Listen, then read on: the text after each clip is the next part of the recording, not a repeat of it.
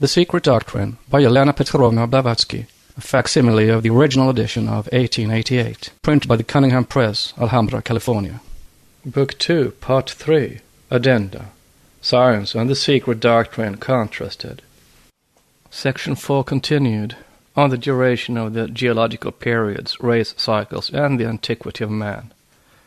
Subsection C, Supplementary remarks on esoteric geological chronology. It seems, however, possible to calculate the approximate duration of the geological periods from the combined data of science and occultism now before us. Geology is, of course, able to determine almost with certainty one thing, the thickness of the several deposits.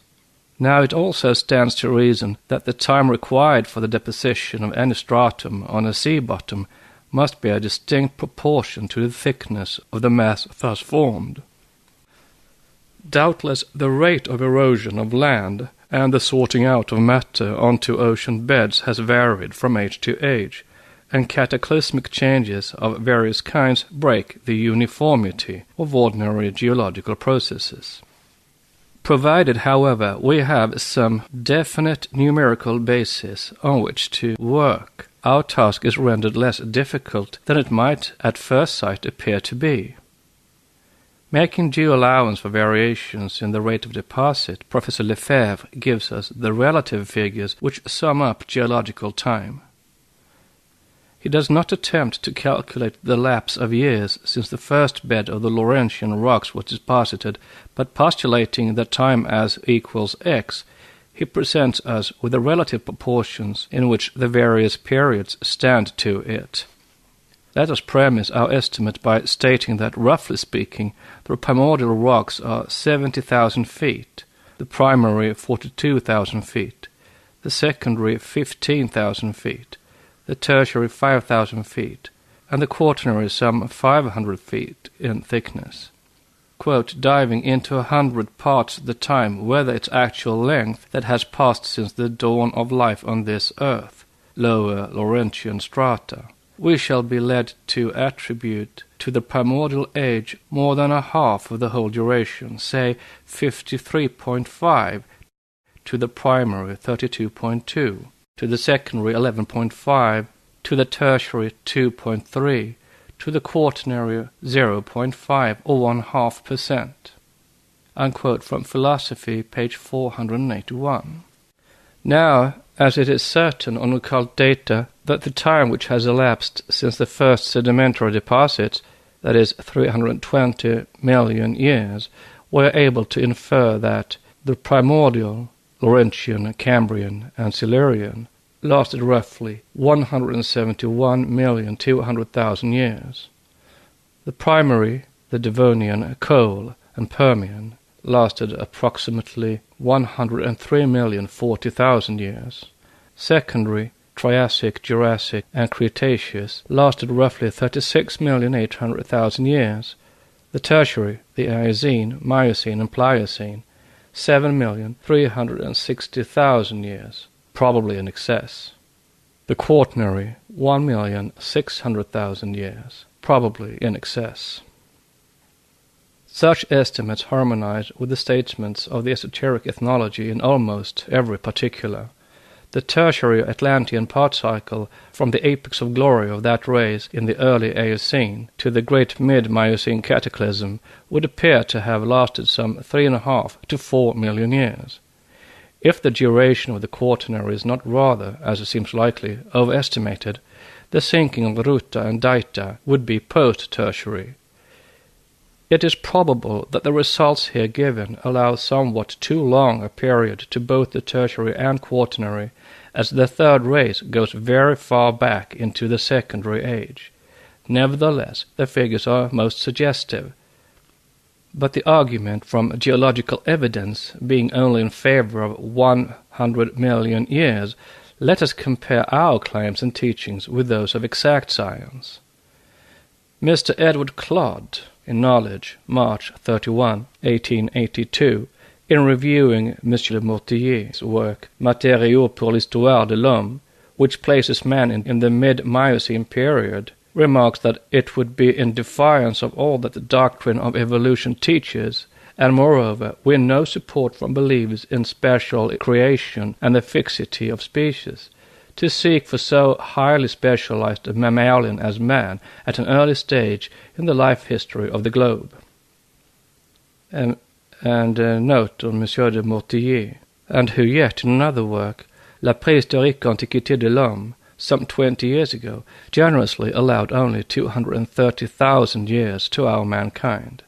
Since we learn now that he places man in the mid-Miocene period, we must say that the much-respected professor of prehistoric anthropology in Paris is somewhat contradictory and inconsistent, if not naive, in his views.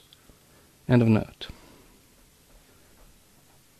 To Claude's comment, one could answer A. The doctrine of evolution, as inaugurated by Darwin and developed by later evolutionists, is not only the reverse of infallible, but it is repudiated by several great men of science, for example de Quatrefages in France, and Dr. Weizmann, an ex-evolutionist in Germany, and many others, the ranks of the anti-Darwinists growing stronger with every year. Note. The root and basic idea of the origin and transformation of species, the heredity of acquired faculties, seems to have found lately very serious opponents in Germany. Dubois-Reymond and Dr. Pflüger, the physiologists, besides other men of science as eminent as any, find insuperable difficulties and even impossibilities in the doctrine. End of note. One could also answer Claude B. Truth, to be worthy of its name, and remain truth and fact, hardly needs to beg for support from any class or sect. For were it to win support from believers in special creation, it would never gain the favor of the evolutionists and vice versa. Truth must rest upon its own firm foundations of facts, and take its chances for recognition when every prejudice in the way is disposed of. Though the question has been already fully considered in its main aspects, it is nevertheless advisable to combat every so-called scientific objection as we go along, when making what are regarded as heretical and anti-scientific statements. Let us briefly glance at the divergences between orthodox and esoteric science on the question of the age of the globe and of man.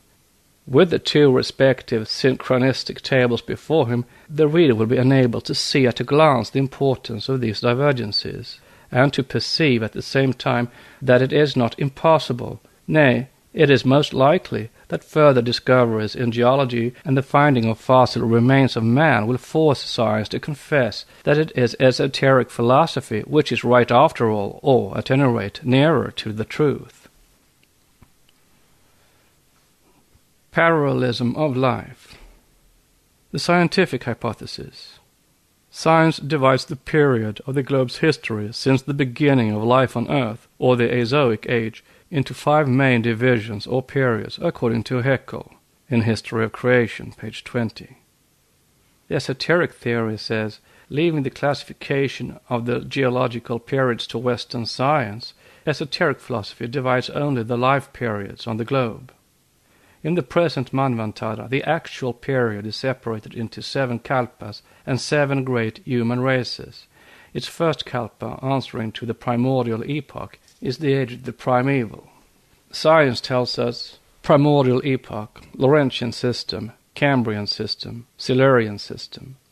The primordial epoch is, science tells us, by no means devoid of vegetable and animal life.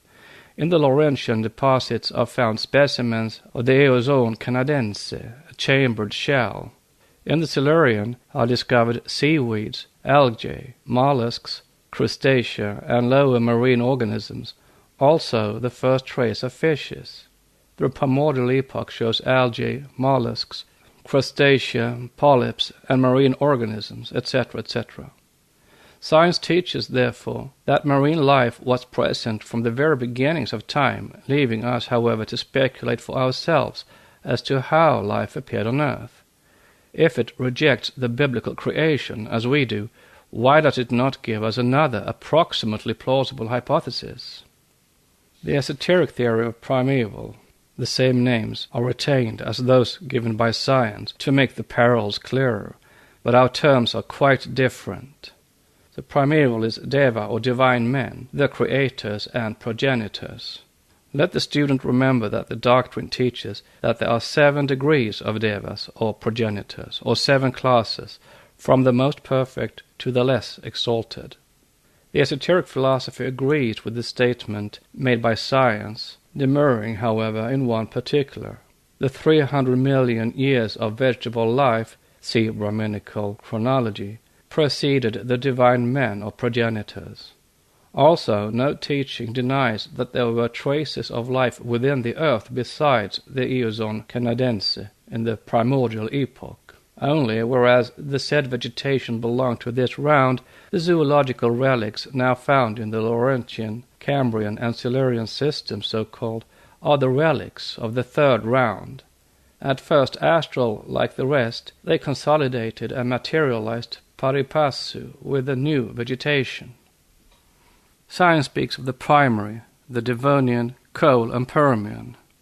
It may be said that we are inconsistent in not introducing into this table a primary age man. The parallelism of races and geological periods here adopted is, so far as the origin of the first and second are concerned, purely tentative, no direct information being available. Having previously discussed the question of a possible race in the Carboniferous age, it is needless to renew the debate.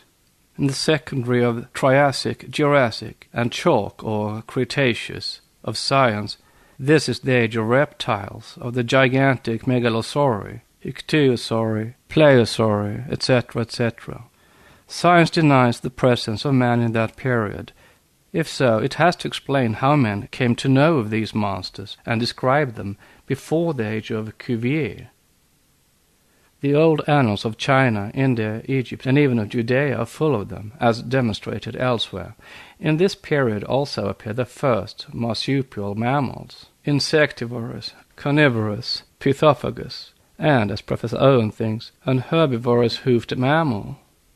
Note: geologists tell us that in the secondary epoch the only mammals which have been hitherto discovered in Europe are the fossil remains of a small marsupial or pouch-bearer, stated in Knowledge of March 31 in 1882, page 464. Surely the marsupial or Didelphis, the only surviving animal of the family of those who were on Earth during the presence on it of androgyne man, cannot be the only animal that was then on Earth. Its presence speaks loudly for that of other, though unknown, mammals, besides the monotremes and marsupials, and thus shows the appellation of mammalian age, given only to the tertiary period, to be misleading and erroneous, as it allows one to infer that there were no mammals, but reptiles, birds, amphibians, and fishes alone in the Mesozoic times. The secondary. End of note. Science does not admit the appearance of man before the close of the tertiary period. Note: those who feel inclined to sneer at that doctrine of esoteric ethnology, which presupposes the existence of man in the secondary age, will do well to note the fact that one of the most distinguished anthropologists of the day, M. de Quatrefages, seriously argues in that direction. He writes, "There is nothing impossible in the supposition that he, man, may have appeared on the globe with the first representatives of the type to which he belongs in virtue of his organism." This statement approximates most closely to our fundamental assertion that man preceded the other mammalia. Professor Lefebvre admits that the labors of Boucher de Perthes, Lartet, Christie, Bourgeois, Desnoyers, Broca, de Mortillier, Ami, Gaudry, Capellini, and 100 others have overcome all doubts and clearly established the progressive development of the human organism and industries from the Miocene epoch of the Tertiary Age. From Philosophy, page 499, chapter on Organic Evolution. Why does he reject the possibility of a secondary age man? Simply because he is involved in the meshes of the Darwinian anthropology. The origin of man is bound up with that of the higher mammals. He appeared only with the last types of his class! This is not argument but dogmatism. Theory can never excommunicate fact. must everything give place to the mere working hypotheses of Western evolutionists? Surely not. End of note. Science does not admit to the appearance of man before the close of the Tertiary period. Why? Because man has to be shown younger than the higher mammals. But esoteric philosophy teaches us the reverse, and as science is quite unable to come to anything like an approximate conclusion as to the age of man or even the geological periods, therefore even accepted only as a hypothesis, the occult teaching is more logical and reasonable. The primary epoch of esoteric theory is divine progenitors' secondary groups and the 2.5 races, fern forests, sigillaria, coniferae, fishes, first trace of reptiles. Thus saith modern science. The esoteric doctrine repeats that which was said above. These are all relics of the preceding round. Note: during the interim from one round to another, the globe and everything on it remains in statu quo. Remember, vegetation began in its ethereal form before what is called the primordial, running through the primary and condensing in it, and reaching its full physical life in the secondary. End of note. Once, however, the prototypes are projected out of the astral envelope of the Earth, an indefinite amount of modification ensues. Of the secondary epoch of esoteric theorists said, according to every calculation, the third race had already made its appearance, as during the Triassic there were already a few mammals, and it must have separated. This, then, is the age of the third race, in which the origins of the early fourth may be perhaps also discoverable. We are, however, here left entirely to conjecture, as no definite data are yet given out by the initiates. The analogy is but a poor one. Still it may be argued that, as the early mammalia and pre-mammalia are shown in their evolution merging from one kind into a higher one, anatomically, so are the human races in their procreative processes. A parallel might certainly be found between the monotremata, the didelphia, or marsupialia, and the placental mammals, divided in their turn into 3 orders, like the first, second, and the third root races of men. But this would require more space than can be now allotted to the subject. Note on 3 orders. These placentalia of the third subclass are divided, it appears, into villiplacentalia, placenta composed of many separate scattered tufts, the zonoplacentalia, girdle-shaped placenta, and the discoplacentalia, or discoid. Haeckel sees in the marsupialia didelphia one of the connecting links genealogically between man and the moneron, double exclamation mark.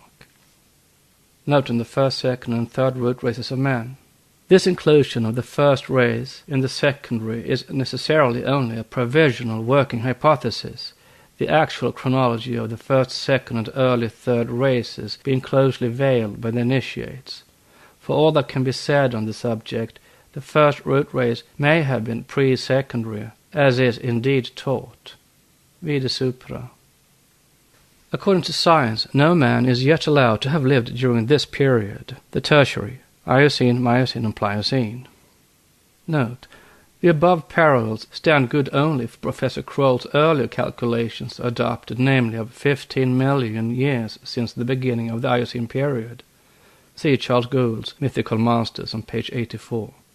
Not those in his Climate and Time, which allow only 2.5 million years, or at the utmost 3 million years duration to the Tertiary age.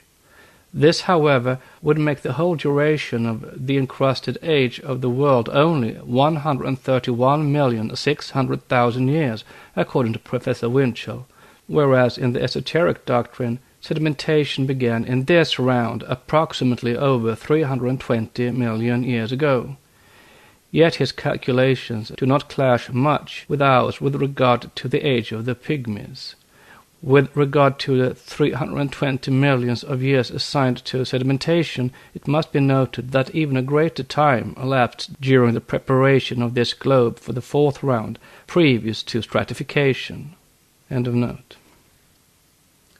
Says Mr. E. Clodded Knowledge, although the placental mammals and the order of primates to which man is related appear in tertiary times and the climate tropical in the Eocene age, warm in the Miocene and temperate in the Pliocene, was favorable to his presence, the proofs of his existence in Europe before the close of the tertiary epoch are not generally accepted here. Unquote.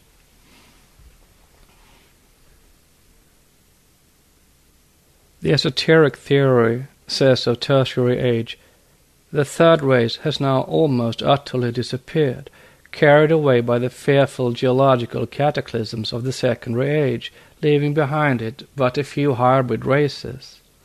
The fourth, born millions of years before the said cataclysm took place, perishes during the Miocene period, when the fifth, our Aryan race, had 1 million years of independent existence. See Esoteric Buddhism on pages 53 to 55 of the fourth edition. Notes. Note on the fourth, born millions of years before.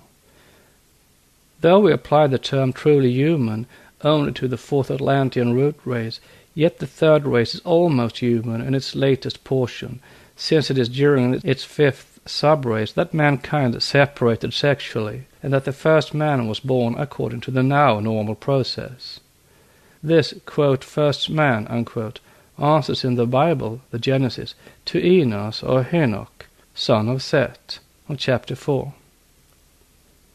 Note on the Miocene period. Geology records the former existence of a universal ocean, sheets of marine sediments uniformly present everywhere testifying to it. But it is not even the epoch referred to in the allegory of Vaivashvata Manu. The latter is a Devaman, or Manu, saving in an ark the female principle, the germs of humanity, and also the 7 rishis, who stand here as symbols for the 7 human principles, of which allegory we have spoken elsewhere. The universal deluge is the watery abyss of the primordial principle of Berosus. See stanzas from 2 to 8 in part 1.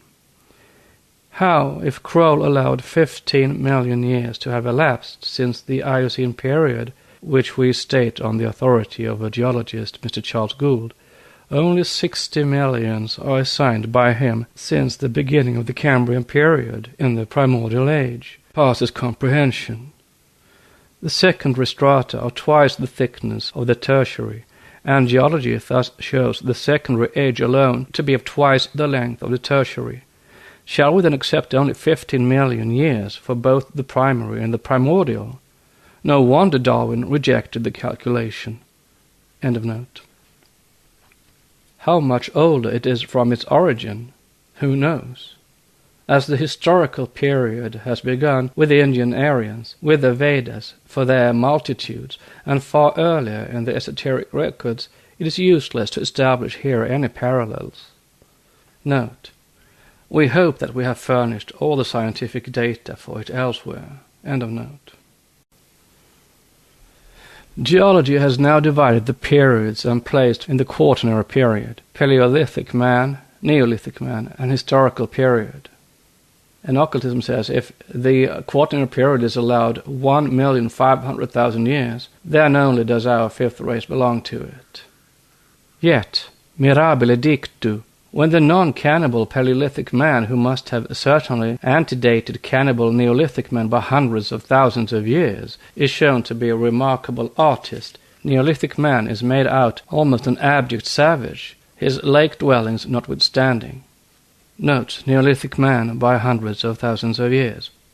It is considered by geology to be beyond doubt that a considerable period must have supervened after the departure of Paleolithic man and before the arrival of his Neolithic successor. See James Geiki's Prehistoric Europe and Charles Gould's Mythical Monsters, page 98. End of that note, and note on the lake dwellings of the Neolithic man, resembling in a manner the Pile villages of northern Borneo. End of note. For see what a learned geologist, Mr. Charles Gould, tells the reader in his Mythical Monsters. Quote, Paleolithic men were unacquainted with pottery and the art of weaving, and apparently had no domesticated animals or system of cultivation. But the Neolithic lake-dwellers of Switzerland had looms, pottery, cereals, sheep, horses, etc., etc.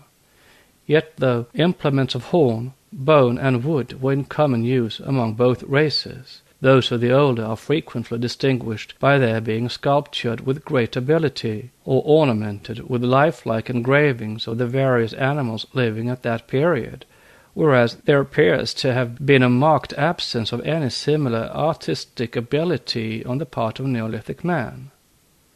Let us give the reasons for it, but first note. The most clever sculptor of modern times would probably not succeed very much better if his graver were a splinter of flint and stone and bone were the materials to be engraved. ! Says Professor Boyd Dawkins, Cave Hunting, page 344. It is needless after such a concession to further insist on Huxley's, Schmidt's, Lang's and others' statements to the effect that Paleolithic man cannot be considered to lead us back in any way to a pithecoid human race, thus demolishing the fantasies of many superficial evolutionists. The relic of artistic merit, here reappearing in the chipped Stone Age men, is traceable to their Atlantean ancestry. Neolithic man was a forerunner of the great Aryan invasion, and immigrated from quite another quarter, Asia, and in a measure northern Africa. The tribes peopling the latter towards the northwest were certainly of an Atlantean origin, dating back hundreds of thousands of years before the Neolithic period in Europe, but they had so diverged from the parent type as to present no longer any marked characteristic peculiar to it. As to the contrast between Neolithic and Paleolithic man, it is a remarkable fact that, as Carl Vogt remarks, the former was a cannibal, the much earlier man of the Mammoth era not.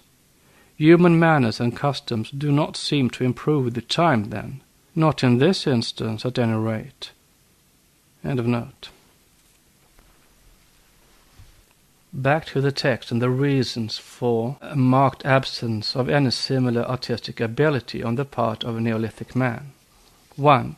The oldest fossil man, the primitive caveman of the old Paleolithic period, and of the pre-glacial period, of whatever length, and however far back, is always the same genus man, and there are no fossil remains proving for him what the Hipparion and Antiquity have proved for the genus horse. That is, a gradual progressive specialization from a simple ancestral type to more complex existing forms. Unquote from Modern Science, page 181. 2. As to the so-called Paleolithic hatchets, when placed side by side with the rudest forms of stone hatchets actually used by the Australian and other savages, it is difficult to detect any difference. Same source, page 112. This goes to prove that there have been savages at all times, and the inference would be that there might have been civilized people in those days as well, cultured nations contemporary with those rude savages. We see such a thing in Egypt 7,000 years ago. 3. An obstacle which is the direct consequence of the two preceding. Man, if no older than the Paleolithic period, could not possibly have had the actual time to get transformed from the missing link into what he is known to have been even during that remote geological time, that is, even a finer specimen than many of the now existing races. The above lends itself naturally to the following syllogism. 1. The primitive man known to science was, in some respects, even a finer man of his genus than he is now. 2. The earliest monkeys known, the lemur, was less anthropoid than the modern pithecoid species. 3. Conclusion. Even though a missing link were found, the balance of evidence would remain more in favor of the ape being a degenerated man made dumb by some fortuitous circumstances than tending to show that man descends from a pithecoid ancestor. The theory cuts both ways. Note, on the data furnished by modern science, physiology, and natural selection, and without resorting to any miraculous creation, 2 Negro human specimens of the lowest intelligence, say idiots born dumb, might by breeding produce a dumb Pastrana species, which would start a new modified race, and thus produce in the course of geological time the regular anthropoid ape. End of note. On the other hand, if the existence of Atlantis is accepted, and the statement is believed that in the Eocene age, even in its very first part, the great cycle of the fourth racemen, the Atlanteans, had already reached its highest point, as stated in Esoteric Buddhism on page 64, then some of the present difficulties of science might be easily made to disappear. The rude workmanship of the Paleolithic tools proves nothing against the idea that side by side with their makers there lived nations highly civilized. We are told that only a very small portion of the Earth's surface has been explored, and of this a very small portion consists of ancient land surfaces or freshwater formations, where alone we can expect to meet with traces of the higher forms of animal life, and that even these have been so imperfectly explored that were we now meet with thousands and tens of thousands of undoubted human remains lying almost under our feet, it is only within the last 30 years that their existence have even been suspected." Unquote from page 98. It is very suggestive also that along with the rude hachis of the lowest savage, explorers meet with specimens of workmanship of such artistic merit as could hardly be found or expected in a modern peasant belonging to any European country unless in exceptional cases. The portrait of the reindeer feeding from the Teingin grotto in Switzerland, and those of the man running with 2 horses' heads sketched close to him, a work of the reindeer period, that is, at least 50,000 years ago, are pronounced by Mr. Lang not only exceedingly well done, but especially the reindeer feeding as one that would do credit to any modern animal painter. By no means exaggerated praise, as anyone may see.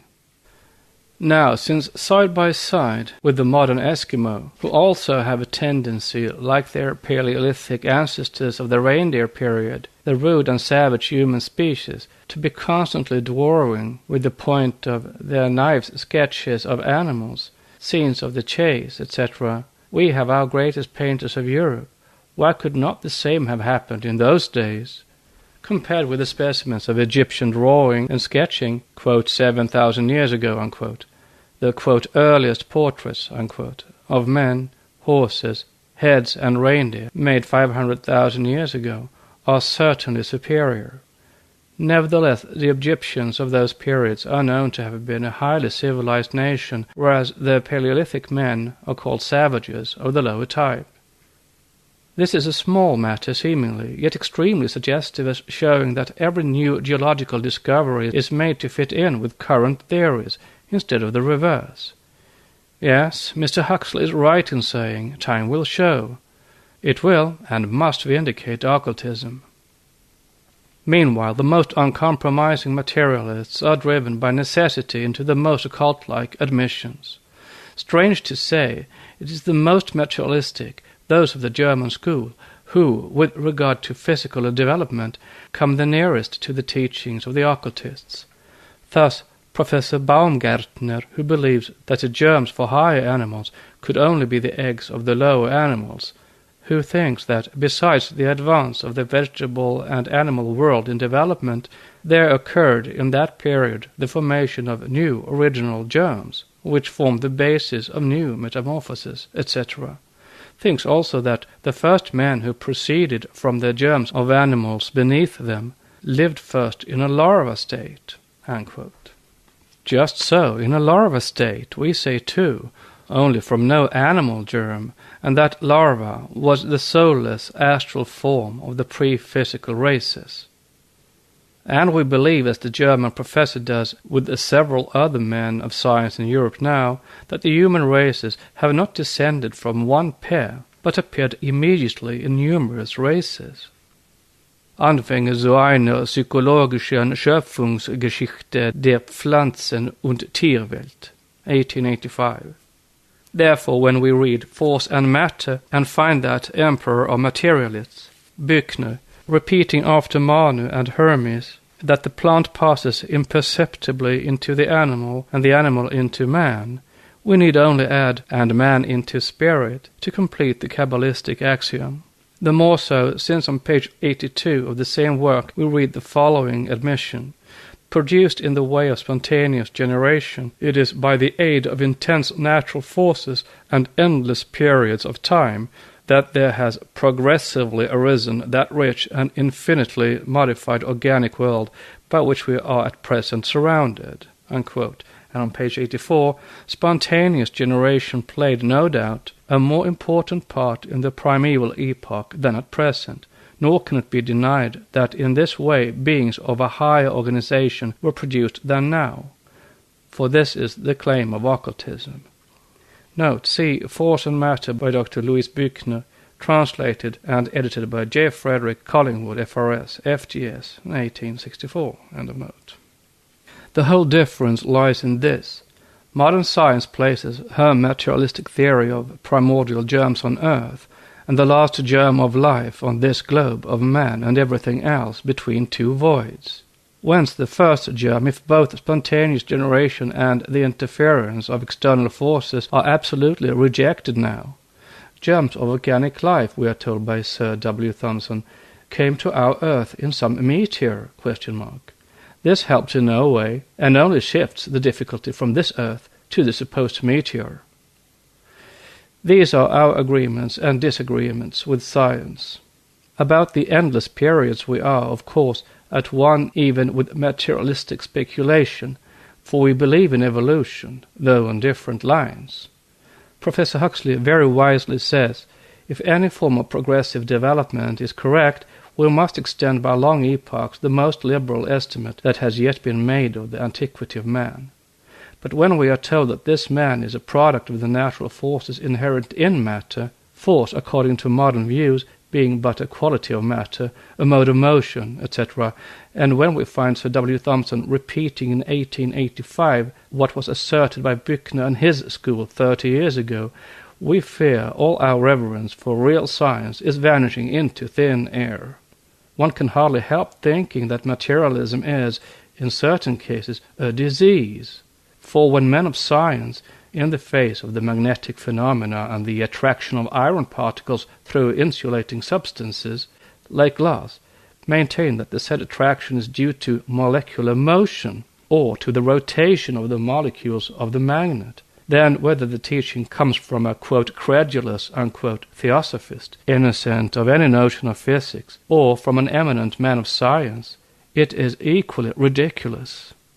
The individual who asserts such a theory in the teeth of fact is only one more proof that when people have not a niche in their minds in which to shoot facts, so much the worse for the facts.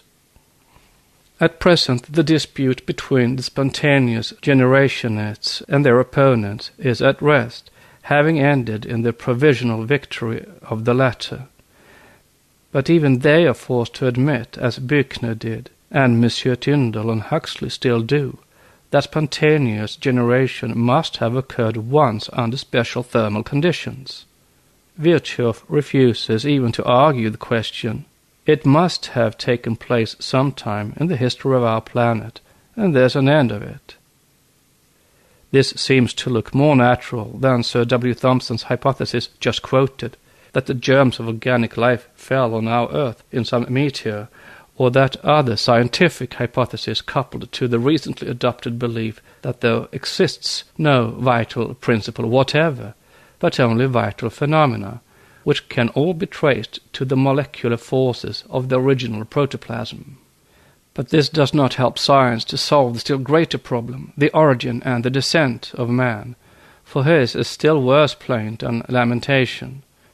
Quote, while we can trace the skeletons of Eocene mammals through several directions of specialization in succeeding tertiary times, man presents the phenomenon of an unspecialized skeleton which cannot fairly be connected with any of these lines.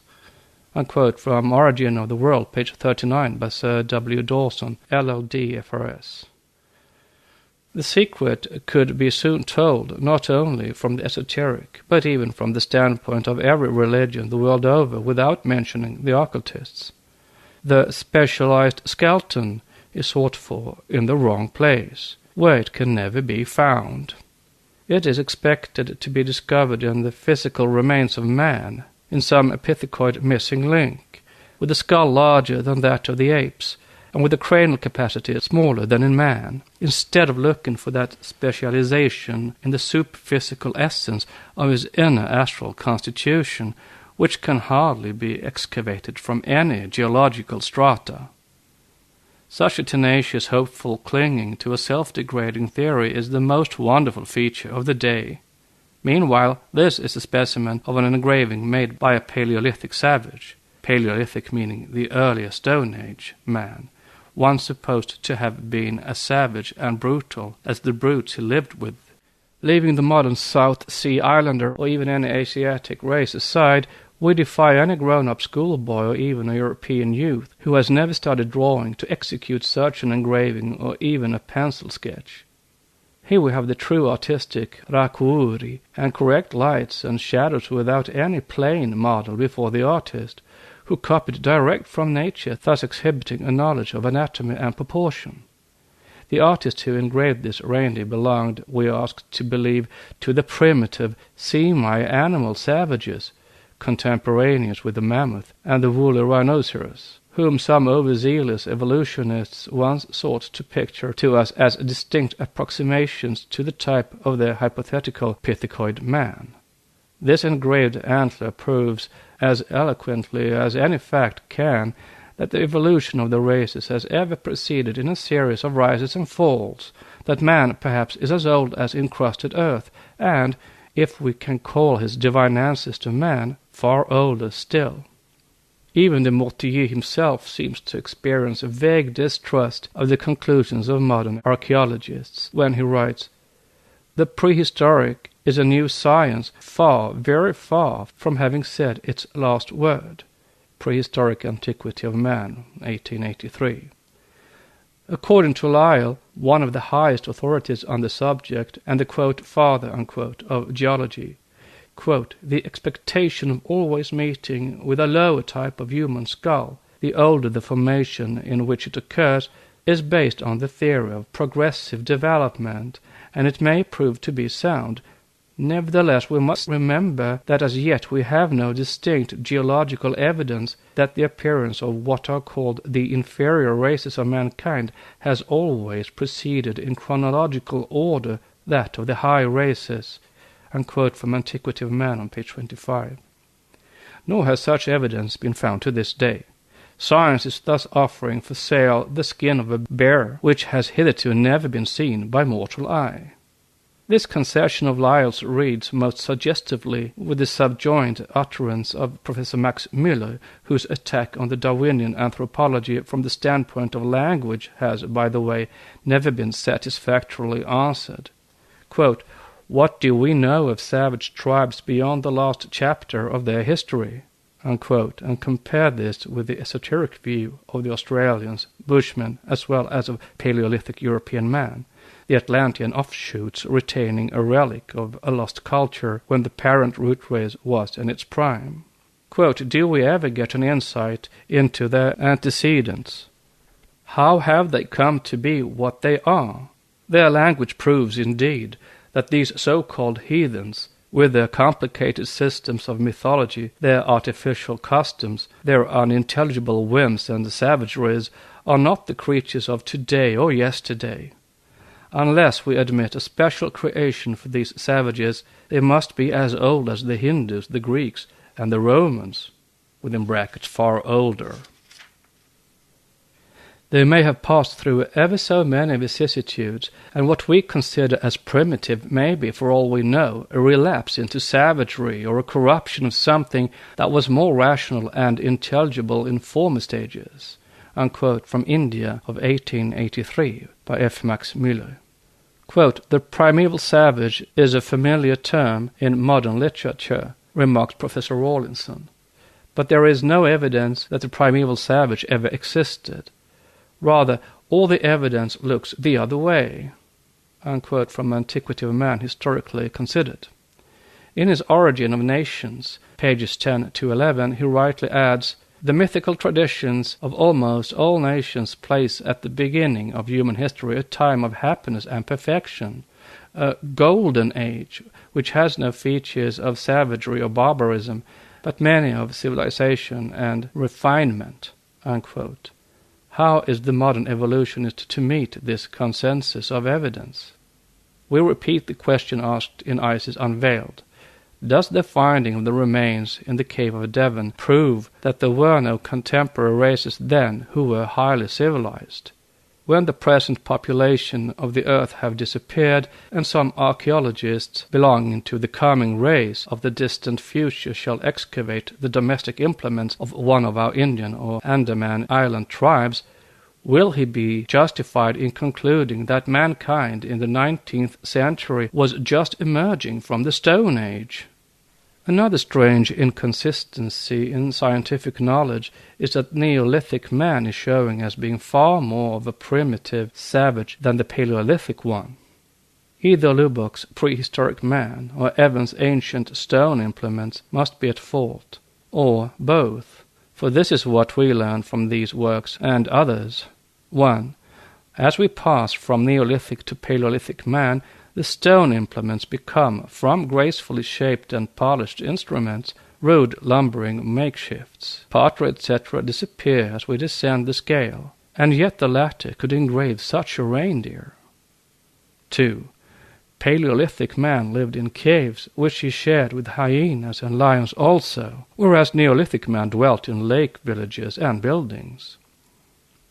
In such a case, Paleolithic man must have been endowed in his day with thrice Herculean force and magic invulnerability, or else the lion was as weak as a lamb at that period, for both to share the same dwelling. We may as well be asked to believe next that it is that lion or hyena which has engraved the deer on the antler, as be told that this bit of workmanship was done by a savage of such a kind. End of note. Everyone who has followed, even superficially, the geological discoveries of our day knows that a gradual improvement in workmanship is found from the clumsy chipping and rude chopping of the early Paleolithic haches to the relatively graceful stone celts of that part of the Neolithic period immediately preceding the use of metals. But this is in Europe, a few portions only of which were barely rising from the waters in the days of the highest Atlantean civilizations. There were rude savages and highly civilized people then, as there are now. If 50,000 years hence pygmy bushmen are exhumed from some African cavern, together with far earlier pygmy elephants, such as were found in the cave deposits of Malta by Milton Edwards, will that be a reason to maintain that in our age all men and all elephants were pygmies? Or if the weapons of the Vedas of Ceylon are found, will our descendants be justified in setting us all down as Paleolithic savages? All the articles which geologists now excavate in Europe can certainly never date earlier than from the close of the Eocene age, since the lands of Europe were not even above water before that period. Nor can what we have said be in the last invalidated by theorists, telling us that these quaint sketches of animals and men by Paleolithic man were executed only toward the close of the reindeer period, for this explanation would be a very lame one indeed, in view of the geologists' ignorance of even the approximate duration of periods.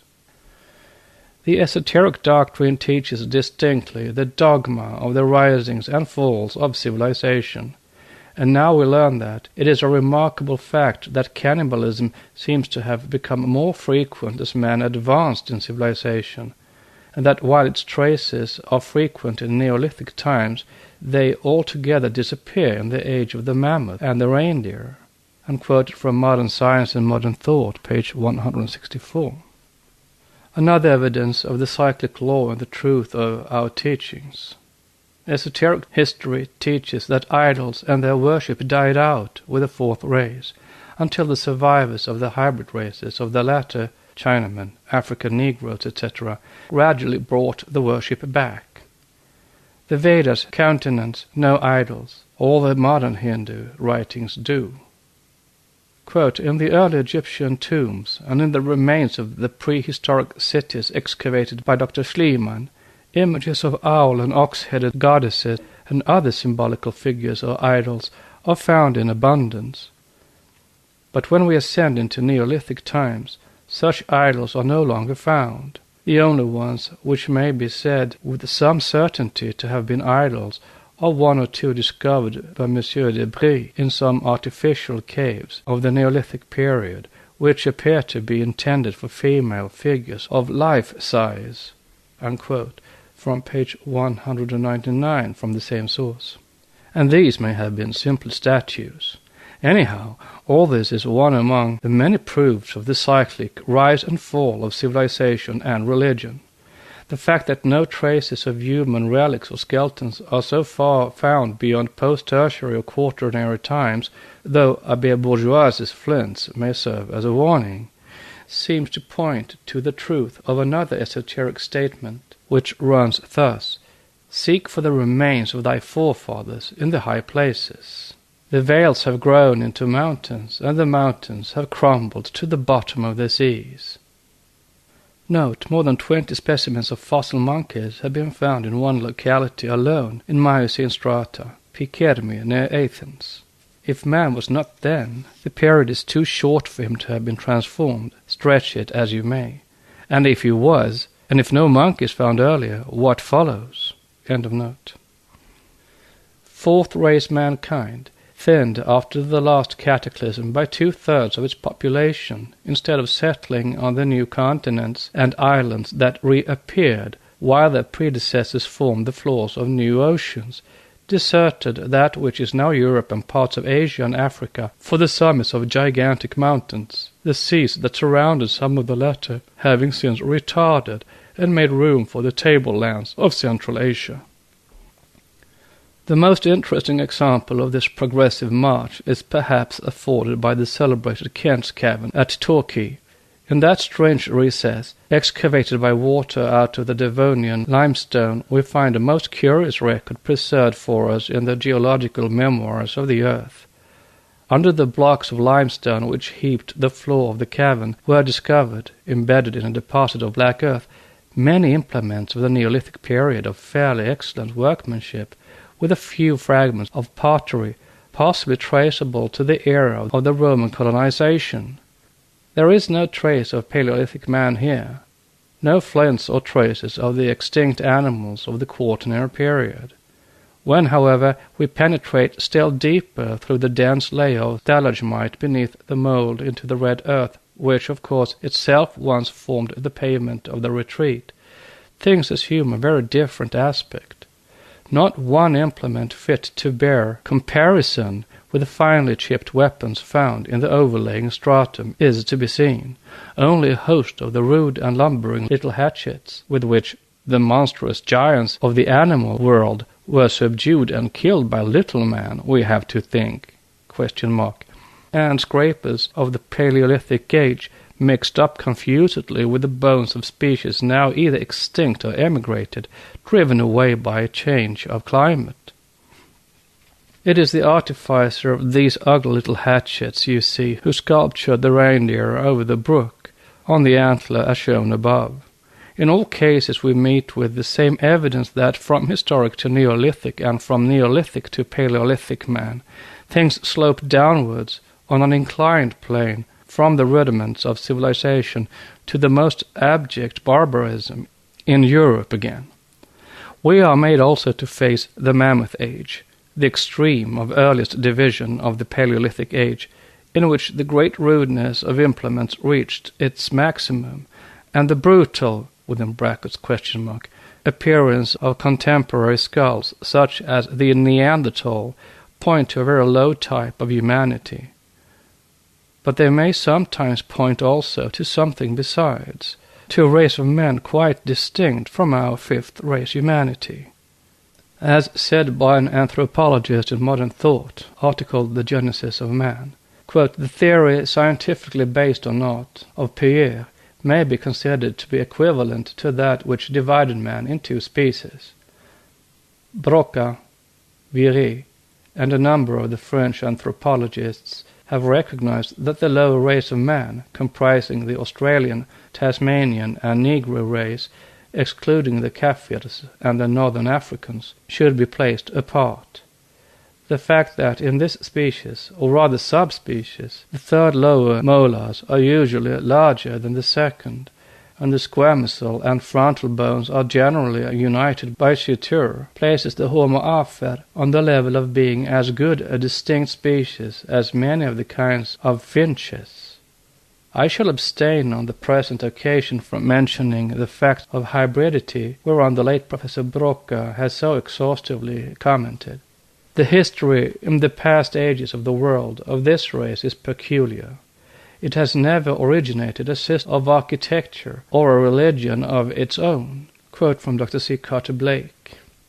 It is peculiar indeed, as we have shown in the case of the Tasmanians. However it may be, fossil man in Europe can neither prove nor disprove the antiquity of man on this earth, nor the age of his earliest civilizations. It is time the occultists should disregard any attempts to laugh at them, scorning the heavy guns of the satire of the men of science as much as the pop guns of the profane, since it is impossible, so far, to obtain either proof or disproof, while their theories can stand the test better than the hypotheses of the scientists at any rate. As to the proof of the antiquity which they claim for man, they have, moreover, Darwin himself and Lyell. The latter confesses that they, the naturalists, have already obtained evidence of the existence of man as so remote a period that there has been time for many conspicuous mammalia, once his contemporaries, to die out, and this even before the era of the earliest historical records. Quoted from the Antiquity of Man, page 530. This is a statement made by one of England's great authorities upon the question. The two sentences that follow are as suggestive and may well be remembered by the students of occultism, for with all others he says, in spite of the long lapse of prehistoric ages during which he, man, must have flourished on earth, there is no proof of any perceptible change in his bodily structure. If, therefore, he ever diverged from some unreasoning brute ancestor, we must suppose him to have existed at a far more distant epoch, possibly on some continents or islands now submerged beneath the ocean." Unquote. Thus lost continents are officially suspected. That worlds, also races, are periodically destroyed by fire, volcanoes and earthquakes, and water in turn and renewed, is a doctrine as old as man. Manu, Hermes, the Chaldees, all antiquity believed in this. Twice already has the face of the globe been changed by fire, and twice by water, since man appeared on it. As land needs rest and renovation, new forces and a change for its soil, so does water. Thence arises a periodical redistribution of land and water, change of climates, etc., all brought on by a geological revolution, and ending in a final change in the axis. Astronomers may pooh-pooh the idea of a periodical change in the behavior of the globe's axis and smile at the conversation given in the Book of Enoch between Noah and his, quote, grandfather, unquote, Enoch. The allegory is nevertheless a geological and an astronomical fact. There is a secular change in the inclination of the Earth's axis, and its appointed times recorded in one of the great secret cycles. As in many other questions, science is gradually moving toward our way of thinking. Dr. Henry Woodward, FRS, FGS, writes in the Popular Science Review, new series in Volume 1, page 115, article Evidences of the Age of Ice, quote, "If it be necessary to call in extra-mundane causes to explain the great increase of ice at this glacial period, I would prefer the theory propounded by Dr. Robert Hooke in 1688, since by Sir Richard Phillips and others and lastly by Mr. Thomas Belt, CE, FGS, namely a slight increase in the present obliquity of the ecliptic, a proposal in perfect accord with other known astronomical facts, and the introduction of which is essential to our cosmical condition as a unit in the great solar system." Unquote. The following, quoted from a lecture by W. Pengelly, FRS, FGS, delivered in March 1885 on the extinct lake of Bovey Tracy, shows the hesitation in the face of every evidence in favor of Atlantis to accept the fact. It is a quotation in the body of the lecture, quote, "Evergreen figs, laurels, palms, and ferns having gigantic rhizomes have their existing congeners in a subtropical climate, such it cannot be doubted as prevailed in Devonshire in Miocene times, and are thus calculated to suggest caution when the present climate of any district is regarded as normal. When, moreover, Miocene plants are found in Disco Island on the west coast of Greenland, lying between 69 degrees 20 and 70 degrees 30 north, when we learn that among them were 2 species found also at Bovey, Sequoia quartzie, Quercus lili, when, to quote Professor here, we find that the splendid evergreen, Magnolia inglefieldi, ripened its fruits so far north as on the parallel of 70 degrees, when also the number, variety, and luxuriance of the Greenland Miocene plants are found to have been such that, had land continued so far, some of them would in all probability have flourished at the pole itself. The problem of changes of climate is brought prominently into view, but only to be dismissed, apparently with the feeling that the time for its solution has not yet arrived. Quote, "It seems to be admitted on all hands that the Miocene plants of Europe have their nearest and most numerous existing analogues in North America, and hence arises the question, how was the migration from one area to the other effected? Was there, as some have believed, an Atlantis, a continent, or an archipelago of large islands occupying the area of the North Atlantic?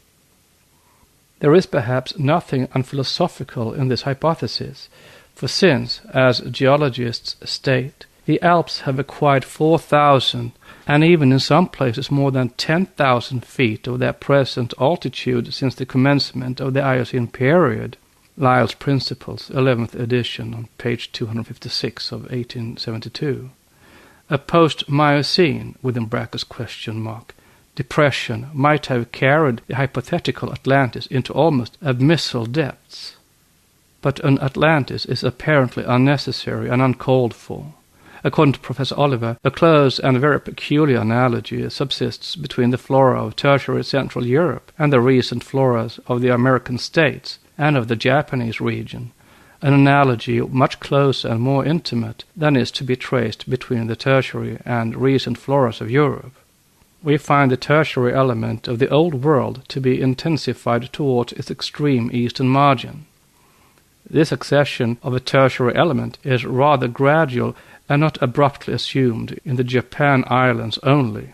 Although it there attains a maximum, we may trace it from the Mediterranean, Levant, Caucasus, and Persia, then along the Himalaya and through China. We learn also that during the Tertiary epoch, counterparts of Central European Miocene genera certainly grew in Northwest America. We note further that the present Atlantic Islands flora affords no substantial evidence of a former direct communication with the mainland of the New World. The consideration of these facts leads me to the opinion that botanical evidence does not favor the hypothesis of an Atlantis. On the other hand, it strongly favors the view that at some period of the Tertiary epoch, northeastern Asia was united to northwestern America, perhaps by the line where the Aleutian chain of islands now extends. Unquote from Natural History Review 2-164 from 1862. See, however, scientific and geological proofs of the reality of several submerged continents. But nothing short of a pithecoid man will ever satisfy the luckless searchers after the thrice hypothetical missing link. Yet if beneath the vast floors of the Atlantic, from the Tenerife Peak to Gibraltar, the ancient emplacement of the lost Atlantis, all the submarine strata were to be broken up miles deep, no such skull as would satisfy the Darwinists would be found. As Dr. C. R. Bree remarks in Fallacies of Darwinism, no missing links between man and ape having been discovered in various gravels and formations above the tertiaries, if they had gone down with the continents now covered with the sea, they might still be found in those beds of contemporary geological strata which have not gone down to the bottom of the sea. Yet they are as fatally absent from the latter as from the former. Were not preconceptions to fasten vampire-like on man's mind, the author of Antiquity of Man would have found a clue to the difficulty in that same work of his by going 10 pages back to page 530 and reading over a quotation of his own from Professor G. Rolliston's work.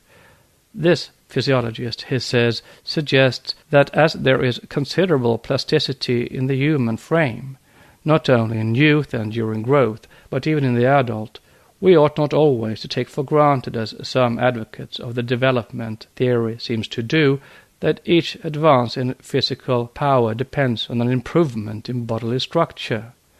For why may not the soul or the high intellectual and moral faculties play the first instead of the second part in a progressive scheme?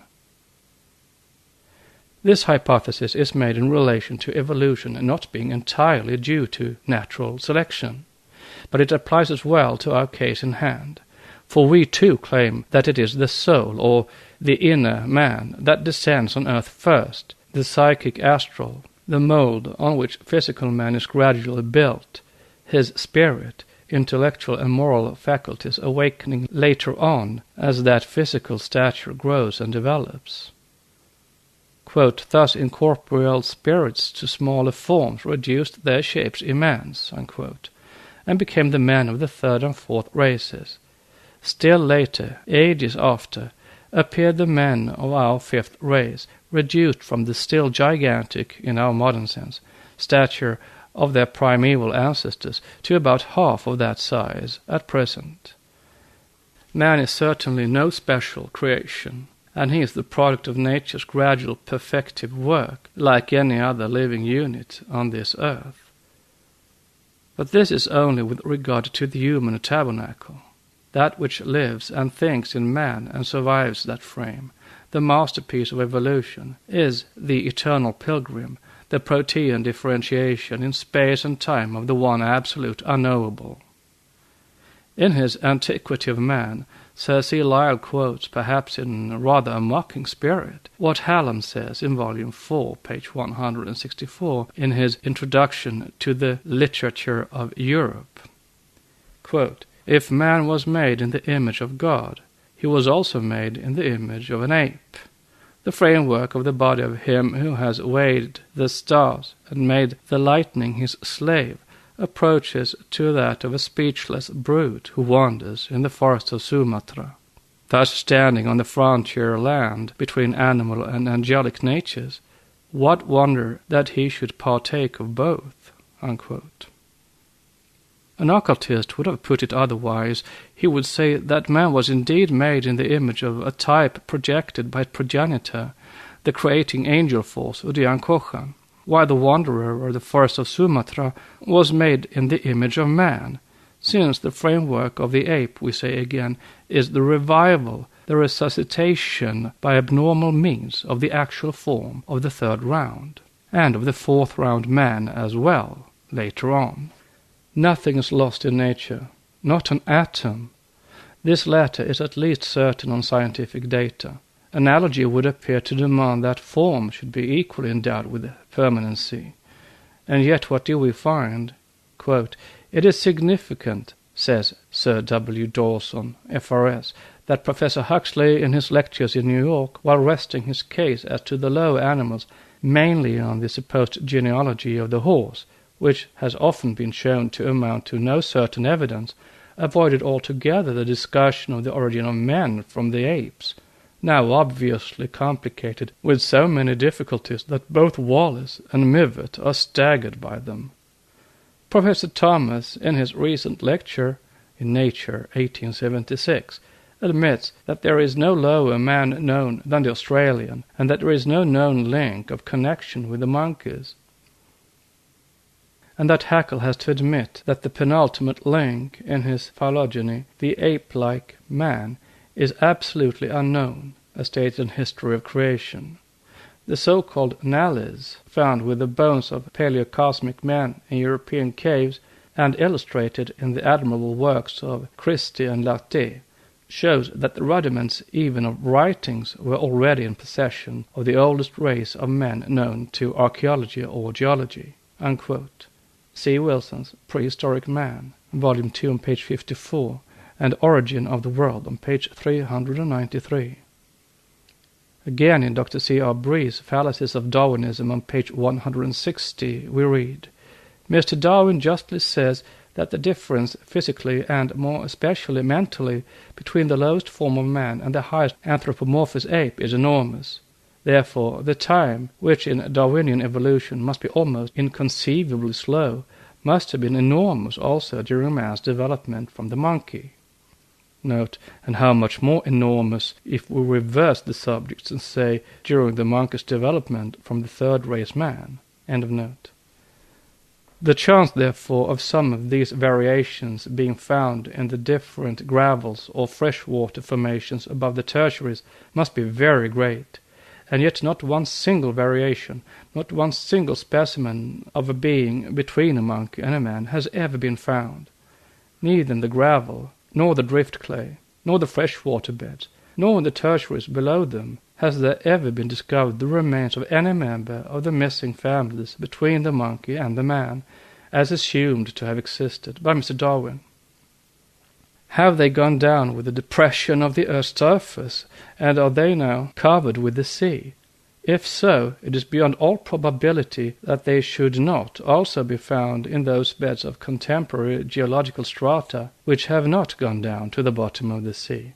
Still more improbable that some portions should not be dredged from the ocean bed like the remains of the mammoth and the rhinoceros, which are also found in freshwater beds and gravels and drift.